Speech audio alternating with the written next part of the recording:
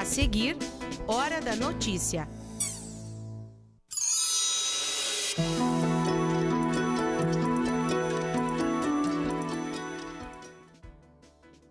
O que já avançou nas obras da Avenida Brasil em Passo Fundo em 30 dias de trabalho. Como você cuida da sua voz? Cerca de 70% dos profissionais usam a voz para o trabalho. E vamos falar sobre os cuidados com a professora de fonoaudiologia da UPF, Angélica Savoldi. O triatleta Ricardo Rosa teve o contrato renovado com a universidade. E ainda os riscos para quem mora em ocupações na beira-trilho. Um grupo de estudos avaliou a região da São Luís Gonzaga até o bairro Valinhos, em Passo Fundo. Hoje é segunda-feira, 16 de abril, é Hora da Notícia.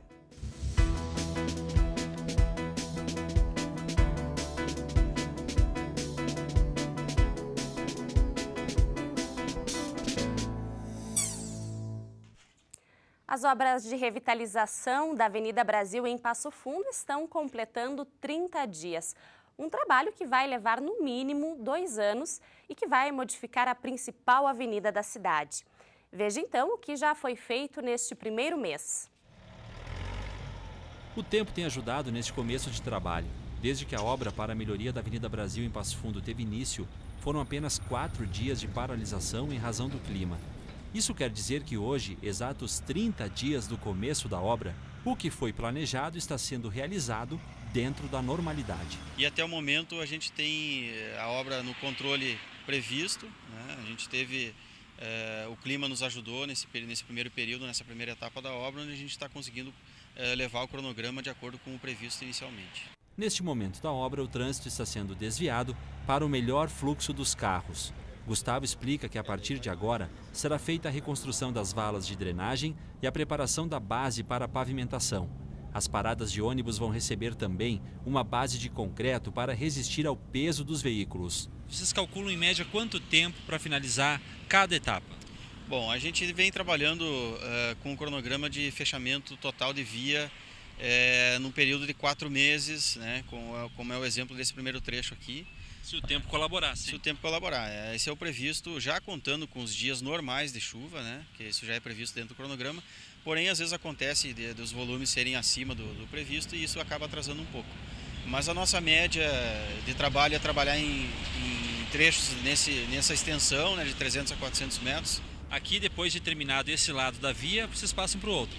Exatamente. A gente está iniciando agora a reconstituição das valas de drenagem nesse trecho aqui da Petrópolis no sentido bairro-centro, e posteriormente a isso já começa a preparação para novo pavimento, onde a gente já removeu o pavimento antigo aqui nesse trecho. Finalizando essa etapa então da reconstituição do meio-fio e do pavimento, a gente libera o tráfego nesse sentido e passa a trabalhar no sentido contrário assim que a empresa liberar o trânsito aqui na obra desse momento. Além das vias da Avenida Brasil, as calçadas vão ser melhoradas e o canteiro vai receber caminhódromo e ciclovia. A voz tem importância fundamental para grande parte dos profissionais. Cerca de 70% da população ativa usa a voz como instrumento de trabalho. E hoje, no Dia Mundial da Voz, nossa convidada é a professora de fonoaudiologia aqui da UPF, Angélica Savoldi. Seja muito bem-vinda ao UPF TV. Olá, obrigada pelo espaço. Professor, o que é uma voz saudável? Uma voz saudável, primeiramente, é uma voz produzida sem muito esforço, né? Que a pessoa não precisa se esforçar para produzir essa voz, que ela não apresente rouquidão, não apresente alguns barulhos diferentes a cada momento. Então, é uma voz sempre contínua, sempre igual, que não apresenta alterações. Quais são as atitudes e os cuidados que a gente pode ter no dia a dia para manter, então, a saúde da voz? Primeiramente, a hidratação, né? É essencial manter todo o corpo hidratado para que a produção vocal seja adequada e não seja com o esforço que é inadequado, né? Então, primeiramente, a água, hidratação, um sono adequado, não só as horas de sono, mas a qualidade desse sono, a alimentação rica em frutas, proteínas, evitar chocolate e derivados do leite antes da produção vocal. Então, principalmente para os profissionais, né? Quando forem utilizar a voz, evitar esses alimentos antes da utilização. Agora, produtos muito conhecidos como o gengibre, o mel, eles funcionam realmente? Eles funcionam, mas eles ajudam, na verdade, eles causam um amortecimento, né? Uma anestesia no local, na laringe e na prega vocal. Então, o que é indicado? Pode usar, mas se você for fazer um repouso vocal, para utilizar a voz, o uso não é indicado. O que você vai estar fazendo? Provoca uma anestesia, né? Produz a voz sem perceber que está fazendo esforço e com o tempo acaba prejudicando. Então pode usar, mas se ficar em repouso vocal. Agora, o que mais que pode interferir na voz? Será que a temperatura, a postura também interfere? Bastante gente sofre com a mudança de temperatura, né? Questões de crises alérgicas, rinite alérgica, interfere bastante. Deixa a laringe e prega vocal edemaciada, o que prejudica a produção vocal. Então tem que tomar cuidado, aumentar a ingesta de água e procurar um otorrino, um médico otorrinolaringologista para o tratamento adequado dessas patologias. Aqui na nossa região as alergias são muito comuns, né? Preciso então ter esse cuidado com a hidratação, já seria o suficiente. É essencial, né? Mas se apresentar, por exemplo, rouquidão por mais de 15 dias, passou por esse período de troca de temperatura, passou pela crise alérgica e continua com um quadro de rouquidão, então é essencial procurar um médico otorrino que vai fazer os encaminhamentos necessários para um tratamento com fono ou medicamento. E quais seriam as principais doenças da voz? A principal apresentada é o nódulo vocal, que ele aparece em função do esforço na produção da voz, principalmente em profissionais que utilizam a voz. A gente sabe que hoje é o Dia Mundial da Voz, nós estamos aí numa semana de atividades, o curso de fonoaudiologia aqui da UPF participa dessas atividades que acontecem no mundo todo. Quais seriam as principais, então, atividades dessa programação realizada, então, pelo curso aqui na universidade? Então, hoje à noite nós vamos passar nos cursos que formam profissionais, né, que futuramente vão utilizar bastante a voz, com dicas, né, cuidados que eles devem ter e também oferecendo o nosso serviço. Sendo que amanhã e quarta-feira a nossa clínica aqui da UPF vai estar aberta, né, para esses alunos que a gente vai fazer a visita e para toda a comunidade para fazer uma avaliação, né, alguém que tenha dúvida se a sua voz está ok, a produção está adequada, ou mesmo se quer aperfeiçoar o uso da voz, também então estaremos de portas abertas recebendo o público. É importante a gente destacar também o trabalho que é feito na clínica de fonoaudiologia, um trabalho para toda a comunidade, para crianças e para adultos, não é, professora? Isso, a clínica da fonoaudiologia, então, ela está disponível para toda a comunidade, né? Nós atendemos nas tardes e noites, no período letivo, né? Então, quem deseja, precisa de atendimento fonoaudiológico, uma avaliação, pode procurar a clínica, não tem custo nenhum. Tá certo, então. Então, uma boa semana de trabalho e obrigada pela sua participação aqui no Hora da Notícia. Muito obrigada mais uma vez pelo espaço, estamos à disposição de todos. Tá certo. E o calendário do IPVA 2018 entra na reta final. Durante essa semana termina o prazo de pagamento para 3 grupos de veículos conforme a numeração final das placas. Hoje, segunda-feira, é a data limite para as placas com o final 7. Já na quarta-feira é o prazo para as placas com final 8 e na sexta-feira para o final 9. O calendário de pagamento termina na próxima segunda com as placas de final 0. Caso o imposto seja pago depois do vencimento, o motorista terá que pagar multa, além de perder os descontos de bom motorista e bom cidadão. E depois do intervalo, a renovação do apoio da UPF ao triatleta Ricardo Rosa. Nós já voltamos.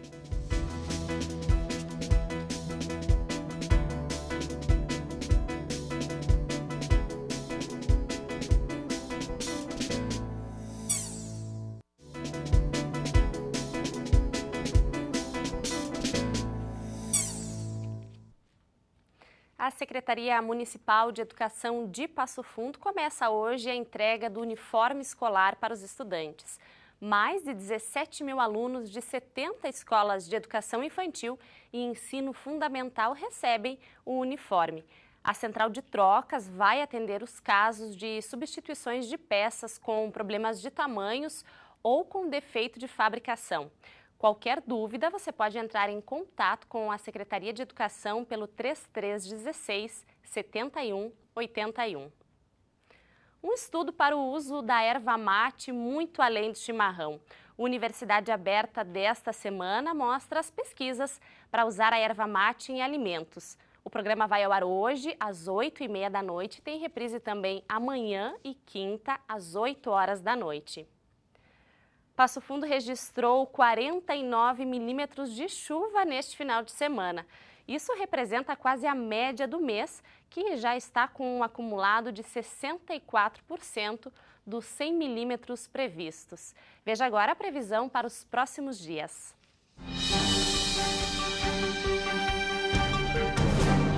Previsão de uma terça-feira com bastante sol em Passo Fundo, céu limpo, sem chuva. Mínima de 14 graus, máxima de 25.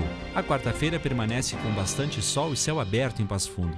A mínima será de 13 graus e a máxima chega a 26.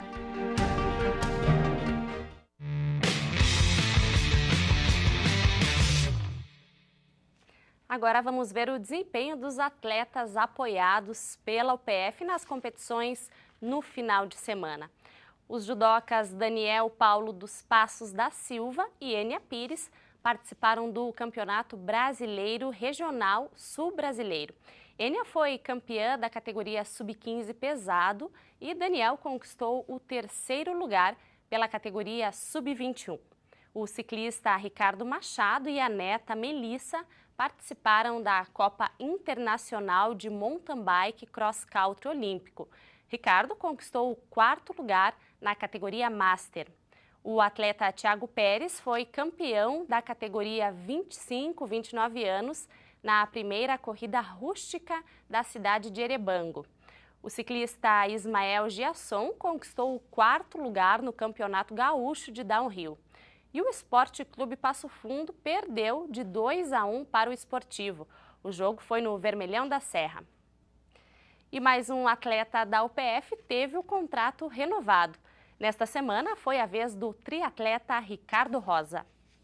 Uma fotografia e uma medalha que representam disciplina, união e o esforço de atletas que se dedicam ao esporte foi entregue pelo triatleta Ricardo Rosa ao reitor da UPF, professor José Carlos. A homenagem é o resultado do Soloman Passo Fundo 113, um circuito de triatlon organizado pelo Ricardo que reuniu no ano passado atletas de vários estados do Brasil. Triatleta desde 2012, Ricardo Rosa compete em provas de nado, corrida e ciclismo, nas quais vem conquistando bom desempenho e excelentes posições. Ele é um atleta apoiado pela UPF e neste mês teve o contrato de apoio renovado. É muito bom, né, chegar aqui pela segunda vez, assinar esse contrato, né, ver que a semente que a gente vem plantando a cada ano ela vem gerando melhores frutos, né. Acho que toda semente ela vai germinar alguma coisa, né? E no nosso caso é sempre conseguir colher coisas cada vez melhores, né? Então, assinar um contrato desse, de novo, com a minha universidade, para mim é um prazer, né? E que isso possa se renovar por muitos e muitos anos. O Ricardo Rosa é um exemplo de um atleta apoiado pela instituição e que tem demonstrado cada vez mais resultados pela persistência, pela dedicação e atraindo novos adeptos ao esporte, né? Nós ficamos muito contentes, muito felizes com isso e agradecemos aqui um reconhecimento que ele fez, nos presenteando, né, com uma medalha que remete exatamente a um grande evento que foi realizado, que é o Soloman, em 2017, em dezembro, né, numa demonstração de quanto os atletas também se sentem gratificados pela forma como a universidade tem apoiado o esporte. Ricardo é formado em farmácia pela UPF e está concluindo o curso de Educação Física. Já participou do Ironman em Florianópolis e 2018 prepara novos desafios ao competidor. Vou participar de 2 provas, né, de distância completa, que a gente chama, né, que são 226 quilômetros, e já venho me preparando principalmente psicologicamente para não só encabeçar o primeiro ultra triatlon do Brasil, que são 515 quilômetros, mas participar dele como atleta. em novembro de 2019. O teu grande foco não é necessariamente a motivação, mas sim a disciplina. Isso aí, até foi um companheiro meu, né, uma grande inspiração de treino, o triatleta Felipe Santos, ele comentava isso, que a motivação ela acaba, o que mantém, né, tu focar nos teus objetivos vai ser a disciplina. Avaliar os riscos para quem mora em ocupações na Beira Trilhos. O grupo do projeto de extensão Beira Trilhos, do curso de Arquitetura e Urbanismo aqui da UPF, realizou uma atividade especial neste final de semana. Eles percorreram a região da São Luís Gonzaga até o bairro Valinhos. O meu preceito não seria não apenas pela falta de planejamento, mas um local onde tu vê que as pessoas não tiveram oportunidades. As consequências que a falta do planejamento urbano, que uma cidade planejada, uma cidade justa, causa na vida e no cotidiano das pessoas. Se para conhecer é preciso estar perto, próximo, então foi isso que esse grupo fez. Eles são estudantes de Arquitetura e Urbanismo da UPF. Alguns conhecem a realidade das ocupações na Beira Trilho, mais que os outros. Por isso, a professora Carla resolveu trazer todos para um reconhecimento demográfico, social e urbanístico. A ocupação Beira Trilhos é extremamente longa, atravessa toda a cidade. E antiga. E muito antiga, né? Em alguns trechos a ocupação tem mais de 40 anos, remete à própria chegada do trilho. E a ideia então é que eles, ao fazer parte do projeto também, e agora nós estamos num processo de revisão das ações do projeto de extensão, que eles possam ter uma ideia total da problemática, do tipo de espaço, tipo de moradia, as dificuldades, as faltas, né? Aquilo que está bem e aquilo que precisa muito esforço, né? O reconhecimento teve início pela São Luís Gonzaga, seguindo por trás do CASE, uma ação para reavaliar o que foi feito até agora por parte dos órgãos envolvidos. Também para os alunos se sensibilizarem sobre a situação das pessoas que vivem neste local e nestas condições. Para mim é a primeira vez que eu estou realmente caminhando e conhecendo todo esse espaço. De perto, né? De perto, que cerca a Beira Trilhos. É muito interessante tu poder avaliar e tu ver e tu poder tirar teus próprios preceitos em relação a como a cidade funciona com todo esse local. Os estudantes constataram o risco iminente de morar perto do trilho do trem, o perigo constante de acidentes, a falta de saneamento básico e outras tantas situações de vulnerabilidade social. E para a gente contribuir do ponto de vista acadêmico, perceber justamente isso, assim, que a cidade é esse organismo que vai tendo vida própria, que vai se organizando a partir das demandas e das necessidades e que nós precisamos nos colocar nesse movimento para perceber essa dinâmica e poder tecnicamente apontar alternativas, né? Dentre as constatações que o grupo fez neste reconhecimento, eles avaliaram que o início da ocupação segue um certo padrão. Casa de madeira por ser uma construção rápida para resolver um problema imediato. Só depois é pensado em fazer um banheiro e melhorar a moradia.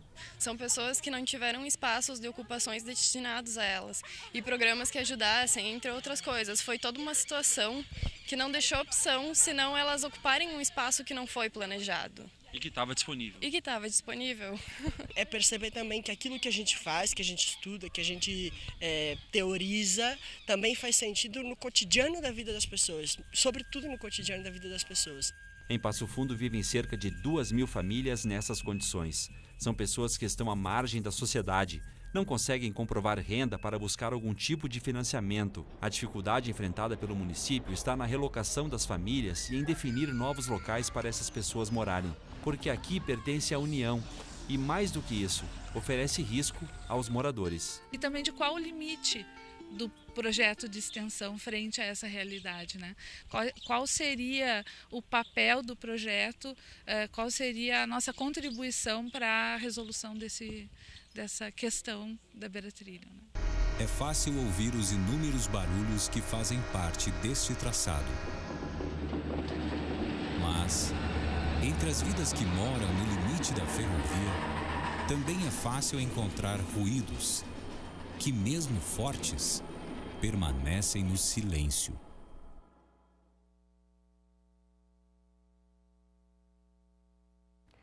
Essas foram as informações de hoje. Gostou das nossas reportagens e entrevistas? Então nos acompanhe também pelas redes sociais. E amanhã, ao vivo, ao 12h30, nós temos um novo encontro. Uma ótima semana para você!